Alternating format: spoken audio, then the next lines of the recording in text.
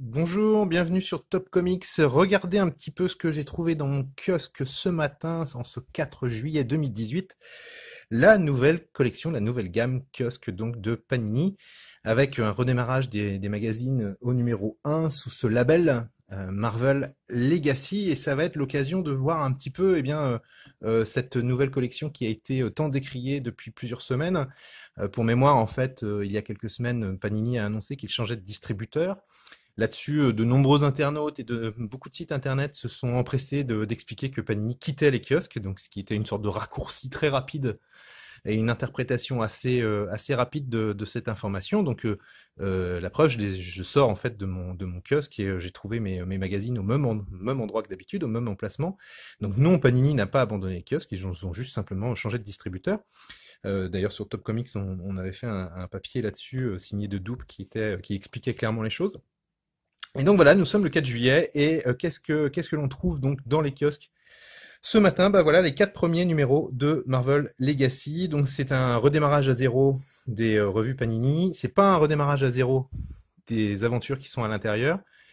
Alors voyons un petit peu sur la forme ce que ça donne. Vous voyez que on a quatre numéros et il y en a un qui est un petit peu particulier, qui est numéroté 1/12, qui est sous cellophane, tout simplement parce qu'il contient un ouvrage supplémentaire, un album supplémentaire qui est en réalité un album pour coller les autocollants. Vous voyez que dans chaque numéro, vous avez à l'intérieur une planche d'autocollants.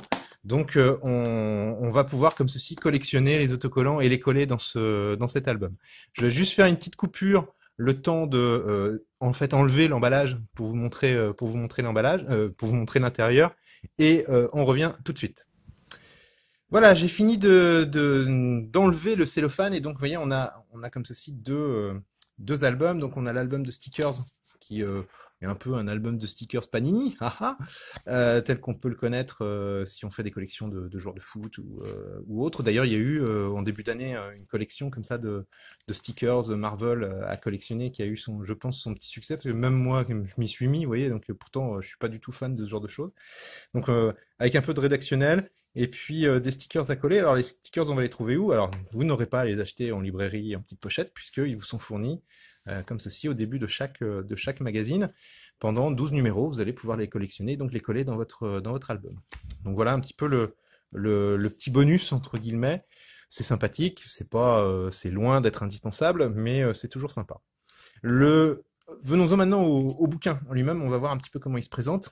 On a donc une couverture qui est en carton un petit peu plus épais que celui que l'on connaissait en kiosque. Donc là, on a une promesse de Panini qui est tenue, c'est-à-dire qui est que de nous proposer un produit un petit peu plus luxueux. C'est vrai que c'est une impression qui est renforcée par le fait qu'on ait un rabat, hein. Vous voyez, on peut comme ceci retrouver des informations derrière et sur le côté ici. Et puis, on a la même chose à la fin, hein, avec en plus la checklist, la traditionnelle checklist. Le dos, tiens, je commence aussi un petit peu par la fin, mais on n'a pas une publicité, c'est en fait une présentation type album de librairie, avec un résumé et puis un tout petit peu de rédactionnel. C'est vrai que dans l'apparence, on a moins l'impression d'avoir un magazine, du moins dans un premier temps. Je vais y revenir. Ensuite, on se retrouve avec la traditionnelle intro de Christian Grasse. Et puis après, au début de chaque épisode, on va retrouver comme ça les crédits VO, la couverture en VO, et puis le résumé des épisodes précédents.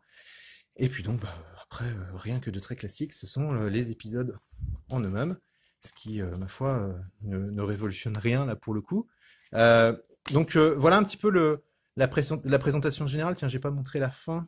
On a, comme dans les autres magazines, hein, le Daily Bugle qui est une petite rubrique d'infos rédactionnelles, et puis la conclusion avec un approfondissement de quelques personnages ou de quelques story arcs ou voilà quelques informations supplémentaires.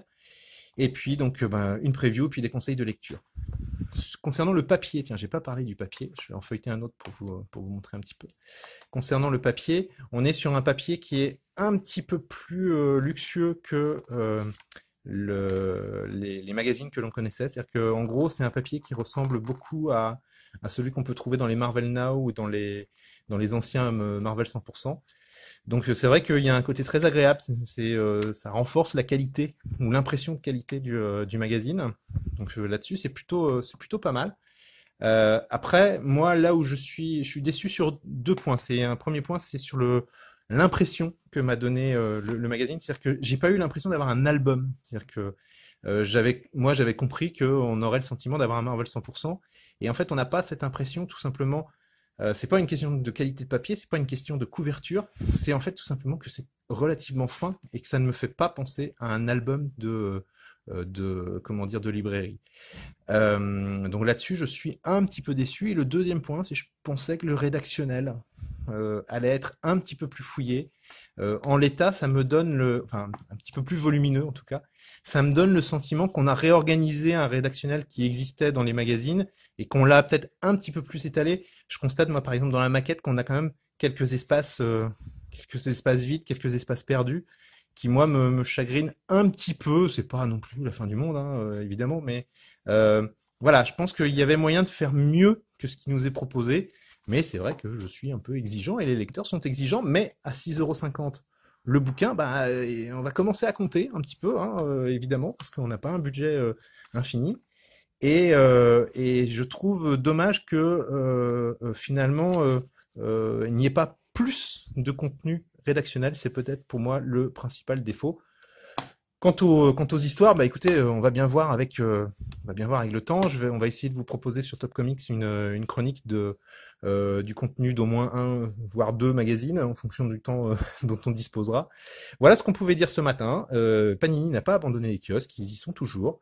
Peut-être pas dans tous les kiosques. Il faudra peut-être que vous changiez de kiosque pour vous les procurer. Il y a un endroit où vous êtes à peu près sûr de les trouver, c'est dans les relais H.